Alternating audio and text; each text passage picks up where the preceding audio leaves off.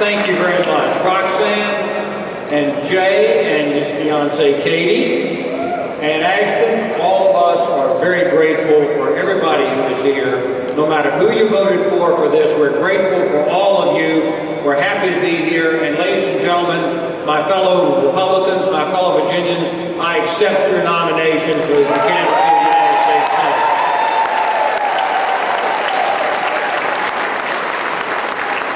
Now, don't be worried about the fact that every now and then we get ourselves into a contentious convention. We're used to doing that as Republicans. We fight all the time, and we come out, and in the end, that we're unified. And this reminds me of that Ronald Reagan joke. That's what the Republicans like, this Ronald Reagan joke, where the teacher stands up in front of the room, and she says to her students, all of you who want to go to heaven, raise your hand.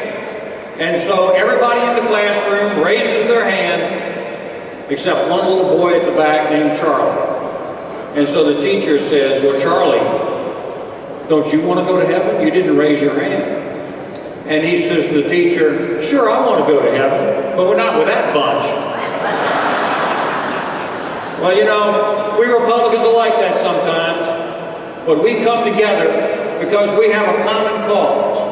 To work to win this election for the United States Senate, for the people of Virginia, for all America, and we will win this Senate seat and beat Mark Warner in November.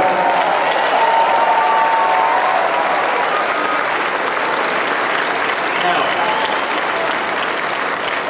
this election for the United States Senate is not going to be strictly Republicans versus Democrats.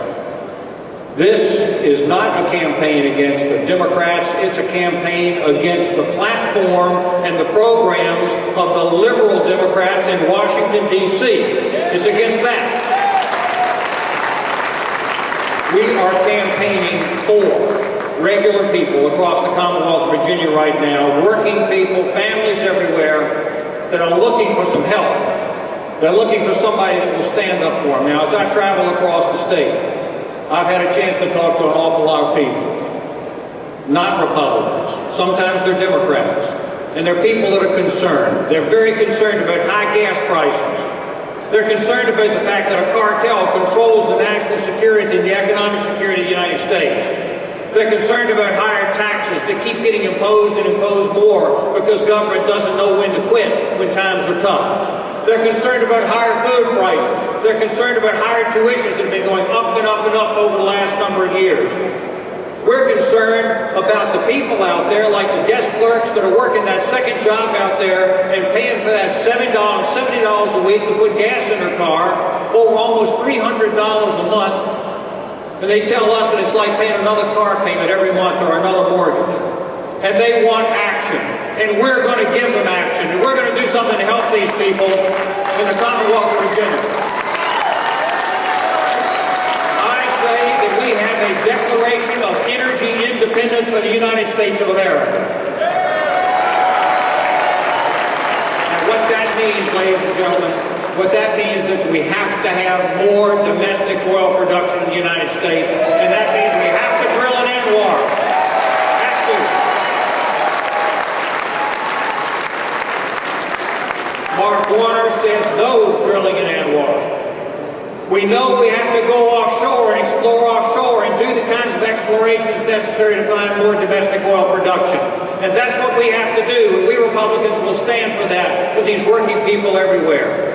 Mark Warner says now he doesn't know how he feels about it, but when he had a bill come to his desk, he vetoed it, and he stopped offshore drilling across Virginia.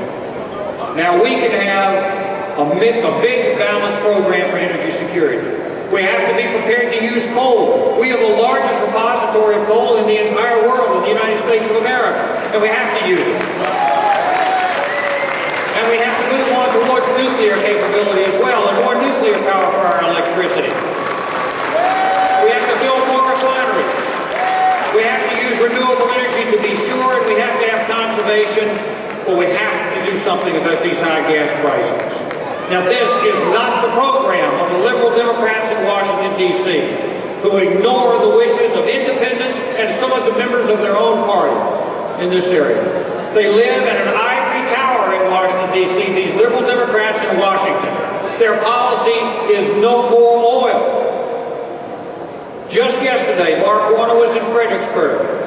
And he told the press there that what we need to do as a country is we have to wean ourselves off of oil.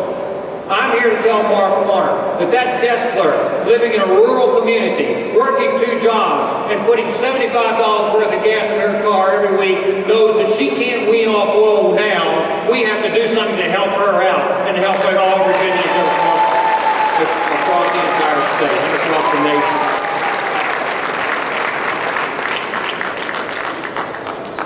You know, we stand with regular working people out here, people under distress right now. They're looking for help, and they're looking for somebody to stand up for them. And they have the right to believe, that government at least is not going to add to their burdens. But we know this, we put federal tax cuts in place in 2001 and 2003, and we know that if they go away, we'll need a dramatic tax increase. Now, let me say this to you. The Democrats are fond of saying that the tax cuts that have been in place are just for the rich. Let me tell you what happens if those tax cuts go away. The marriage penalty goes up. The death tax goes way up. The child credit goes away and taxes go up for people with children. Brackets will be increased across the board. Higher dividend costs. The death tax goes up. This is significant just for regular people out there.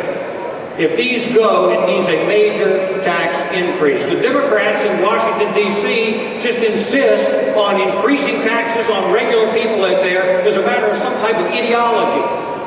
We Republicans have to stand for the common sense approach of standing for regular people out there. And I say those tax cuts stay, and Mark Warner says they should go in whole or in part. In fact, he said they were immoral, those tax cuts. I say they stay for the regular working people.